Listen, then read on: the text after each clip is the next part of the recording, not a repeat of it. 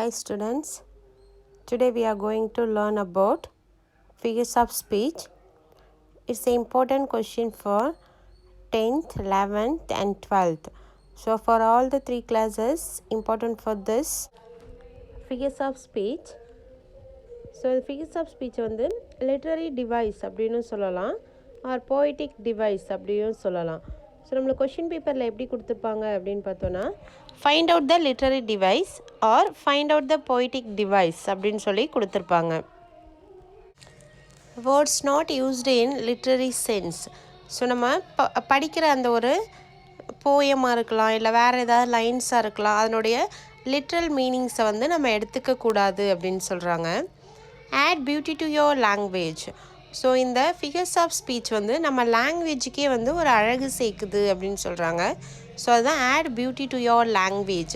So இப்போ நம்ம இங்கே இந்த ரைமிங் வேர்ட்ஸ், ரைமிங் ஸ்கீம்ஸ் எல்லாம் பார்க்கும்போது கொஞ்சம் அதை படிக்கும்போதே ஒரு இன்ட்ரெஸ்ட்டை வந்து நம்மளுக்கு க்ரியேட் பண்ணுது அப்படின்னு சொல்கிறாங்க. Memorable and stand apart. So here அது வந்து ரொம்ப மெமரபுளாக இருக்குது. அண்ட் ஸ்டாண்ட் அப்போர்ட்ஸ் அப்படின்னா, ஸோ ஃபார் எக்ஸாம்பிள் நம்ம ஒருத்தவங்களை பார்த்த உடனே என்ன கேட்போம், ஹாய் ஹவ் ஆர் யூ, எப்படி இருக்கிறீங்க அப்படின்னு கேட்போம். ஸோ நார்மலாக அப்படி கேட்காம அதுக்கு பதிலாக ஹோப் யூ இந்த பிங்க் ஆஃப் ஹெல்த். ஸோ அதாவது இப்போ இந்த பிங்க் ஆஃப் ஹெல்த் அப்படின்னு சொல்கிறது வந்து இப்போ நம்ம எப்படி லிட்ரல் மீனிங்காக கூட இப்போ ஒரு சிலர் எடுத்துப்பாங்க, ஹெல்த் வந்து பிங்க் கலர் அப்படின்னு.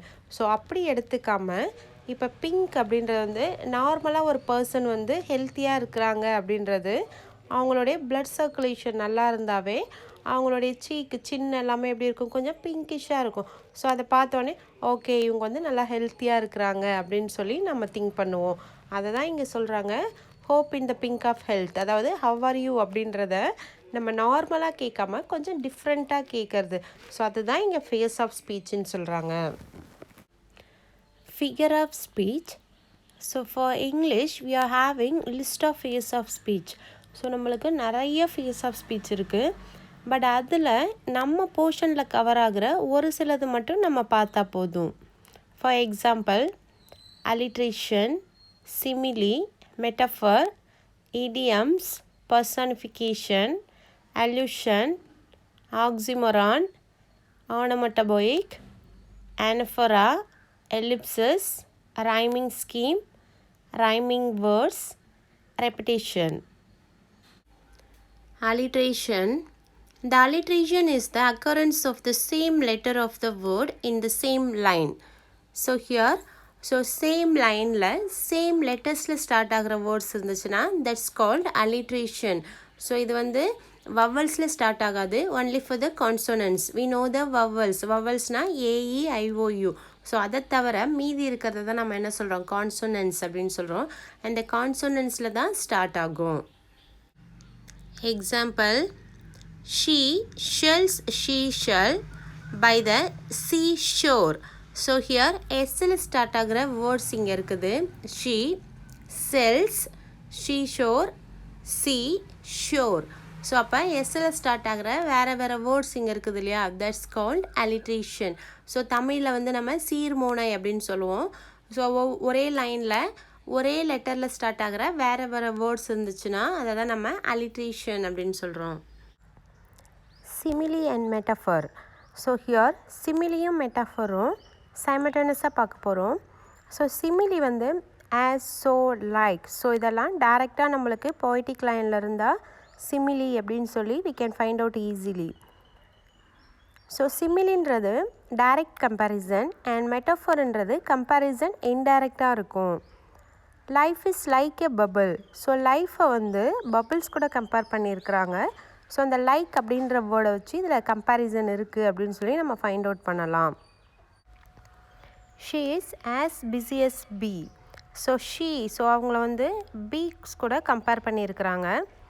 ஷீதால் is as tall as giraffe. So Sheetal வந்து டால் தான், ஆனால் ஜிராஃபி அளவுக்கு இல்லை அப்படின்னு சொல்கிறாங்க. ஸோ இதில் எல்லாமே கம்பேரிசன் டைரெக்டாக இருக்குது.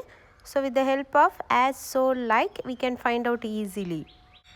மெட்டஃபர். ஸோ மெட்டஃபருக்கு இன்னொரு பேர் இருக்குது, that's for implied simile. So implied சிமிலினா மெட்டஃபரை சொல்கிறாங்க. Life is a bubble. So இதுலேயும் கம்பேர் பண்ணியிருக்கிறாங்க. ஸோ லைஃப் வந்து பபிள் மாதிரி அப்படின்னு சொல்லியிருக்காங்க. இங்கே லைக் அதுக்கு அந்த கம்பேரிசனை கண்டுபிடிக்கிறதுக்கான வேர்டு எதுவும் இல்லை. She is a bee. So அவன் வந்து ஒரு ஹனி பீ அப்படின்னு சொல்கிறாங்க. ஸோ அவங்க வந்து ஹனி பீன்றதை வந்து கம்பேர் பண்ணுறாங்க. ஷீதால் is ஜிராஃபி.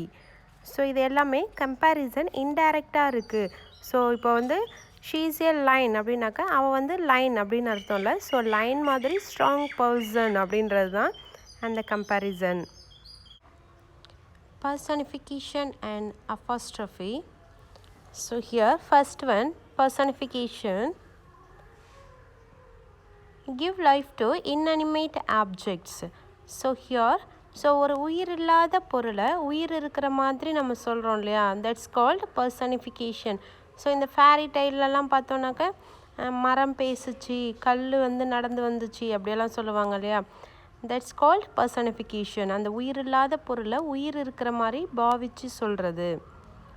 Example, laughter holds both her side. So laughter, இங்கே லாஃப்டர்ன்றது வந்து ஒரு உயிர் இல்லாதது, அப்ட்ராக்ட் நவுன். ஸோ இந்த லாஃப்டர் வந்து holds both her side. So ஹர்னா அவளை அப்படின்னு சொல்கிறாங்க, ஒரு பெண்ணாக பாவிச்சு சொல்லியிருக்கிறாங்க. ஸோ அதனால் இது personification. Second one, death lays his ice hand on the king.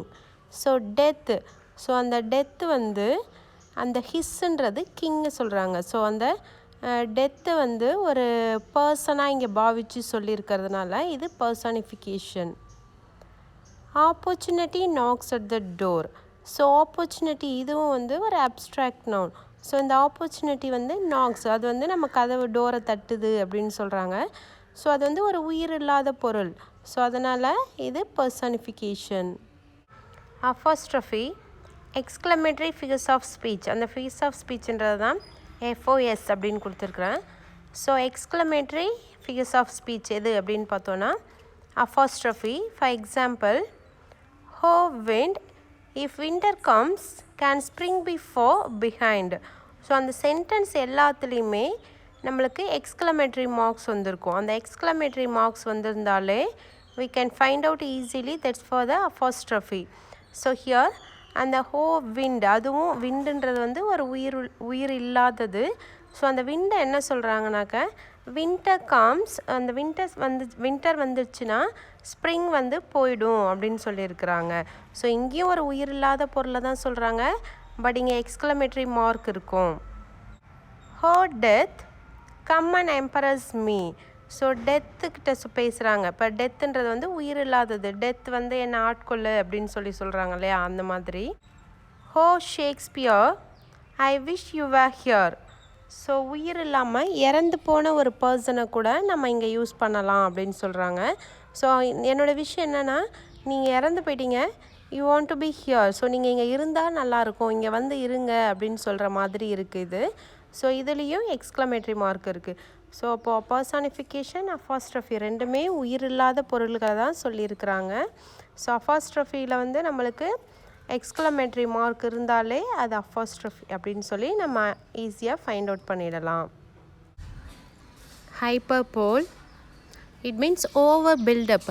So இப்போ நம்மளே பார்த்தா நம்ம கூட இருக்கிறவங்களாம் ஒரு சிலர் பார்த்தோன்னு வச்சுக்கோங்க, ஒரு சில விஷயங்கள் ஒன்றுமே இருக்காது, ஆனால் அதை பயங்கரமாக பில்டப் பண்ணி சொல்லுவாங்க. ஸோ அந்த ஓவர் பில்டப் பண்ணுறாங்க இல்லையா, தட்ஸ் கால்ட் ஹைப்பர்போல். ஸோ ஒரு விஷயத்தை பயங்கரமாக பில்டப் பண்ணி சொல்லியிருப்பாங்க. First example, I am so hungry I could eat a horse. So நான் ரொம்ப பசியாக இருக்கிறேன், ரொம்ப ஹங்க்ரியாக இருக்கிறேன் அப்படின்ற விஷயத்த எப்படி சொல்கிறாங்கன்னா, I could eat a horse. இப்போ எனக்கு இருக்க பசிக்கு நான் ஒரு ஹார்ஸை கூட சாப்பிட்ருவேன் அப்படின்னு சொல்கிறாங்க. ஸோ நான் ஒரு ஹார்ஸை சாப்பிட்றது அப்படின்றது அது ஒரு நடக்காத விஷயம்.